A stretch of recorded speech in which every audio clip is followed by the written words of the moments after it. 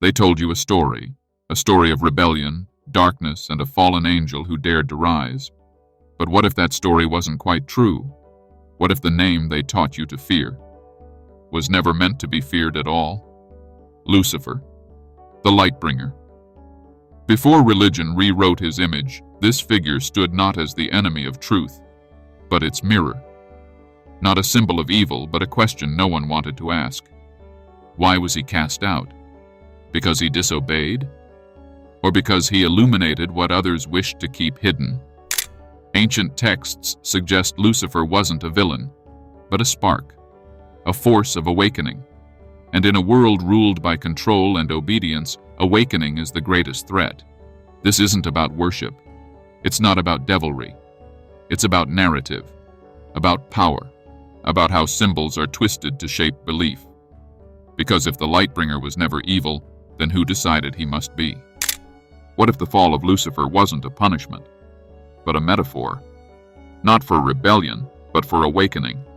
Many ancient texts, especially within Gnostic and Hermetic circles, speak of a being who brings light, not to dominate, but to illuminate. A force that shatters illusions, questions authority, and dares to offer knowledge where obedience was once demanded. In some interpretations, Lucifer is not the enemy of God, but of false gods, of systems that keep humanity asleep.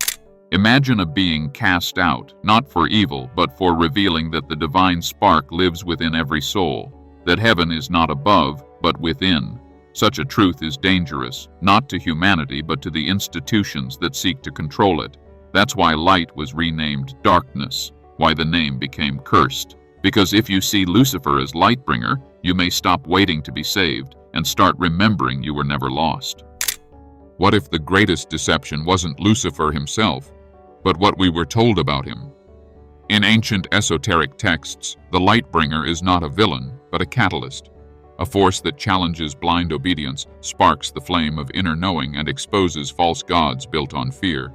The name Lucifer comes from Latin lux ferre, to bear light. But somewhere along the way, light became forbidden, questioning became rebellion, and awakening became sin. Why? Because light gives you eyes, and when you see, you no longer need someone else to tell you what's true. That's dangerous to any system built on control. Maybe that's why the serpent in Eden wasn't evil, but necessary, a symbol of transformation. The moment you stop obeying blindly and begin to think for yourself. In that story, perhaps the true fall wasn't from grace, but from ignorance. Lucifer wasn't cast out for wickedness, but for offering the one thing the powerful fear most, awareness. And maybe, just maybe, we've feared the wrong figure all along. If this is already making you question what you've been told, imagine what's still ahead. Subscribe, not for content, but for answers they never wanted you to find. Religious institutions didn't always fear Lucifer because he was evil. They feared what he symbolized: autonomy, direct knowledge, the idea that divinity isn't locked in temples or scriptures, but within you. Throughout history, systems of control have needed clear enemies, villains to unite the masses, to justify rules, to silence questions. And what better scapegoat than the one who brings light in the dark? When light threatens to illuminate the machinery behind power, it must be demonized. That's not mythology. That's strategy. In Gnostic texts, the true creator isn't always a benevolent god, but sometimes a blind force claiming authority. And Lucifer? A challenger to that illusion. A whisper that says, there's more than you've been told. Not to incite chaos, but to offer truth. Not to rule, but to remind you. You were born with access to the divine. Maybe the forbidden fruit wasn't a trap, but a test. And maybe the greatest danger wasn't eating it, but never daring to. The ancient name Lucifer wasn't originally tied to evil. In Roman texts, it referred to the morning star, Venus, rising before dawn, a symbol of light emerging from darkness. So how did that symbol become feared? The shift didn't happen by accident. As empires expanded and religions sought dominance, control over belief became survival.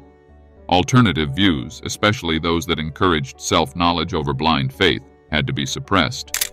What better way than to turn the bringer of light into a devil? That's how language is weaponized. Lucifer became more than a myth. He became a warning, not to explore, not to question, not to seek within. But every time you silence your inner voice, every time you choose comfort over curiosity, you feed the very system that feared him. Maybe the forbidden truth isn't about a fallen angel. Maybe it's about your own fall, from intuition, from power, from self-trust. And maybe reclaiming that is what they always wanted to stop. Ask yourself, why is light threatening to darkness? Because darkness survives only when the light stays out. In many ancient teachings, Lucifer is not the enemy of humanity, but a symbol of its awakening. The story was never about a cosmic villain. It was about what happens when knowledge challenges power. Imagine growing up in a room with no windows, and one day someone tells you there's a world beyond the walls. Do you curse them for lying, or thank them for showing you more? Lucifer's crime wasn't disobedience, it was exposure. Revealing that divine truth doesn't belong to institutions, that salvation isn't bought and enlightenment isn't assigned, it's claimed. His role in these forgotten narratives is not to rule but to remind, not to destroy but to disrupt. And maybe that's why those in power needed him to look like the enemy, so you'd never look in his direction. So you'd never consider the forbidden path might have been the real one all along. If you strip away the fear, the fire, and the horns, what remains of Lucifer is a metaphor, a mirror, not a monster, but a message, a reminder that the greatest chains are unseen, that real bondage is mental, not physical, and the most dangerous truths are the ones hidden in plain sight.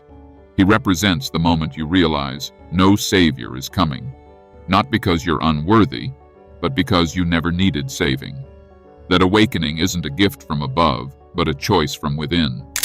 Lucifer in this light is not calling you to worship, but to witness, to question everything you've inherited, to reclaim the power of discernment. And that's the truth most systems can't survive. Because once you start thinking for yourself, once you recognize that light isn't given, but remembered, you become ungovernable. You become free. Maybe that's what he really symbolizes. Not evil, but emancipation. And maybe that's why they feared him all along. Maybe that's the real reason his story was rewritten, not to warn you about evil, but to keep you from recognizing your own light. Because if Lucifer symbolizes anything, it's the refusal to kneel to false gods, the courage to question, the fire that burns illusions and clears the path for truth. He represents the spark in every human soul that says, I will see for myself. Not to reject the divine, but to remember it lives within. What if this so-called fallen one didn't fall at all, but was pushed, exiled by those who feared what he awakened in others? What if your greatest sin isn't disobedience, but forgetting? Forgetting your power, your intuition, your light. Maybe the real fall was humanity's, into fear, into silence, into blind worship. But the moment you reclaim your awareness, you rise. And that rise, that rebellion of remembering who you are, that's what they tried to bury. But light, real light, always finds a way back. What if the one they told you to fear was actually the one who wanted you to wake up?